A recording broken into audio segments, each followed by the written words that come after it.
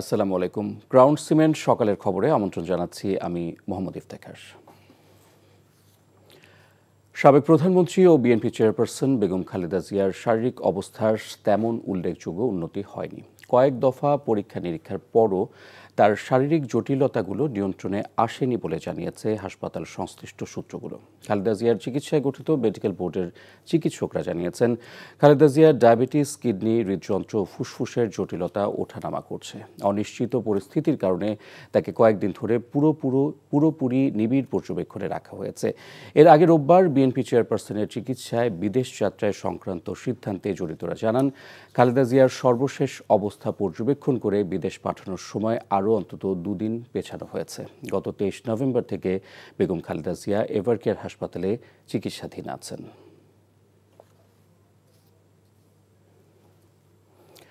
এই মুহূর্তে রাজধানীর এভারকেয়ার হাসপাতালের সামনে আছেন সহকর্মী জুবায়ের প্রধান। সেখান থেকে সরাসরি যুক্ত হচ্ছেন তিনি। জুবায়ের, খালেদা জিয়ার স্বাস্থ্য কদিন থেকে স্থিতিশীল কিংবা উল্লেখযোগ্য উন্নতি নেই বলে জানা যাচ্ছে। আজকে আপনার কাছে কি খবর আছে?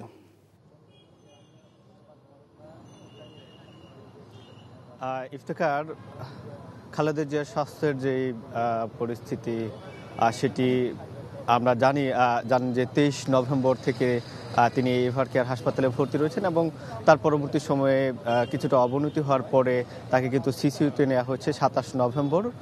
তবে এই সিসিইউতে থাকাকালীন সময়ে বেশ কিছু পরীক্ষা কিন্তু তার নেওয়া হয়েছে। এখানে ইসিজি, এন্ডোস্কোপি, সিটি স্ক্যান, এই পরীক্ষাগুলো সহ বেশ কিছু পরীক্ষা নিরীক্ষা কিন্তু করা হচ্ছে। কিছু সময়ে তার এটির উন্নতি হচ্ছে, আবার কিছু সময় অবনতিও কিন্তু আমরা সেই রিপোর্টগুলো থেকে জানতে পেরেছি।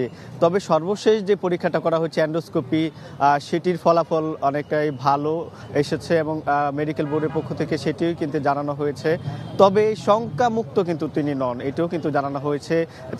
তাকে যে বিদেশে নেয়ার যে একটু কথা বলা হচ্ছিল, বিদেশে নেয়ার মতো অবস্থাতে কিন্তু তিনি নেই। মেডিকেল বোর্ডের পক্ষ থেকে যেটি জানানো হচ্ছে যে যদি তার অবস্থার উন্নতি হয় এবং বিদেশ নেয়ার মতো যদি পরিস্থিতি হয়, সেক্ষেত্রে তাকে কিন্তু বিদেশে নেওয়া হবে। একই সাথে জানিয়ে রাখি যে শুক্রবার বেগম খালেদা জিয়া যিনি পুত্রবধূ রয়েছেন ডাক্তার জুবাইদা রহমান, তিনি সরাসরি বিমানবন্দরে নেমেই এই এভারকেয়ার হাসপাতালে এসেছিলেন।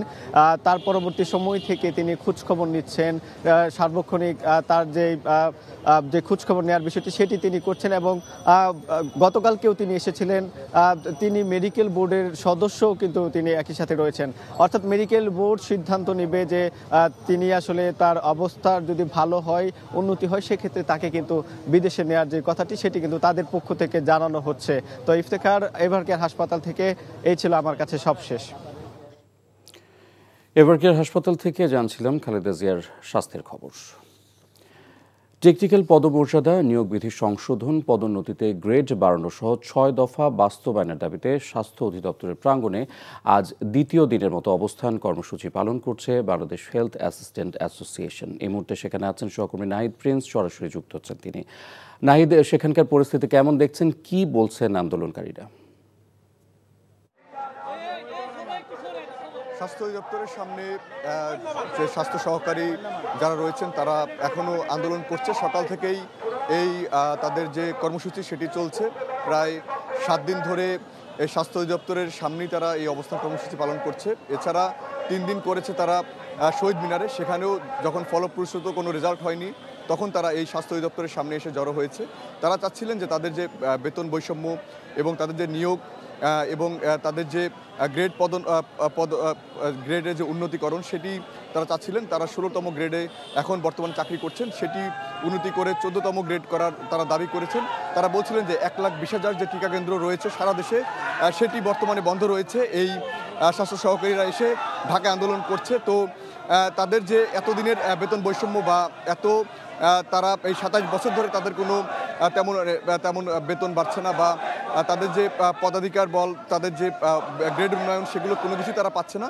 তো সব কিছু মিলিয়ে এই সব দাবিতে, প্রায় 6টি দাবিতে তারা এই স্বাস্থ্য অধিদপ্তরের সামনে আন্দোলন করছে। তারা বলছিলেন যে যতক্ষণ পর্যন্ত স্বাস্থ্যের ডিজি বা এই যে প্রজ্ঞাপন যদি জারি করা না হয় ততক্ষণ পর্যন্ত তারা এই আন্দোলন চালিয়ে যাবে।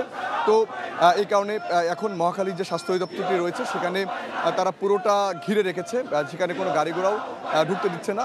তো তারা বলছিলেন যে প্রজ্ঞাপনের আশায় তারা এখানে আছে, তাহলে এই যে প্রান্তিক যে চিকিৎসা, এই যে সারা দেশের যে প্রান্তিক চিকিৎসা সেটি এখন বন্ধ আছে, তবে তারা চাচ্ছে না সেটি বন্ধ থাক, কারণ তারা চাচ্ছেন যে এই যে টিকাদান কেন্দ্র প্লাস যে সারা দেশের যে সেবাগুলো রয়েছে, এলাকা ভিত্তিক যে সেবা সেটি এখন যে বন্ধ রয়েছে সেটি অনেকটাই সেই সাধারণ মানুষ ভোগান্তিতে পড়েছে। তবে তারা চাচ্ছে তারা যদি তাদের দাবিগুলো মেনে নেওয়া হয় তাহলে তারা তাদের কার্যক্রমগুলো সেই গ্রাম পর্যায়ে গিয়ে তারা চালিয়ে যেতে পারবেন, এবং এই যে বর্তমান যে বেতন কাঠামো বা এই যে বর্তমান যে বাজার দর সেই তুলনায় কিন্তু তাদের বেতন কাঠামো অনেকটাই কম।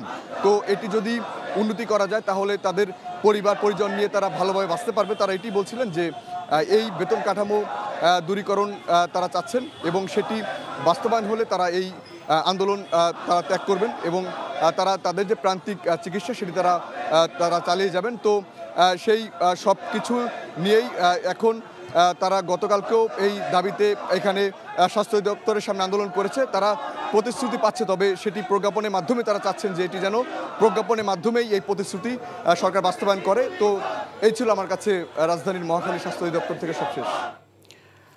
জানছিলাম স্বাস্থ্য সহকারীদের আন্দোলন কর্মসূচির খবর। National equipment identity registrar NEIR ব্যবস্থার সংস্কারের সম্মতি দেয় বিটিআরসি ঘেরাও ও অবরোধ কর্মসূচি আগামী 9 ডিসেম্বর পর্যন্ত স্থগিত করেছেন দেশের মোবাইল ফোন ব্যবসায়ীরা। তবে NEIR সংস্কারের চূড়ান্ত সিদ্ধান্ত না আসা পর্যন্ত দেশের সকল মোবাইল ফোন মার্কেট বন্ধ থাকবে। রোববার রাতে বিটিআরসির chairman major general Mohammad Imdad ul বাড়ির আলোচনার আশ্বাসের ভিত্তিতে অবরোধ স্থগিতের সিদ্ধান্ত হয়। ব্যবসায়ীরা আশা প্রকাশ করেছেন আলোচনার মাধ্যমে NEIR কার্যকর সমাধান বের হবে এবং বাজারে স্থিতিশীলতা ফিরে আসবে। 3 মাস পর হিলি স্থলবন্দর দিয়ে আবারও পেঁয়াজ আমদানি শুরু হয়েছে। এতে কমতে শুরু করেছে পণ্যটির দাম। রোববার বিকেল 4:30টায় ভারত থেকে পেঁয়াজ আসতে শুরু করে। আমদানিকারকরা জানান, সরবরাহ স্বাভাবিক রাখতে শনিবার আমদানি করার সিদ্ধান্তের কথা জানায় সরকার। এদিকে পেঁয়াজ আমদানির খবর ছড়িয়ে পড়লে হিলি সহ দেশের বিভিন্ন বাজারে কেজিতে অন্তত 30 থেকে 40 টাকা কমে বিক্রি হচ্ছে দেশি পেঁয়াজ। বন্দরের কাস্টমস কর্মকর্তারা জানান, দেশের বাজারে আমদানিকৃত পেঁয়াজগুলো দ্রুত পৌঁছাতে পারে সেজন্য দ্রুত খালাসের ব্যবস্থা নেওয়া হয়েছে।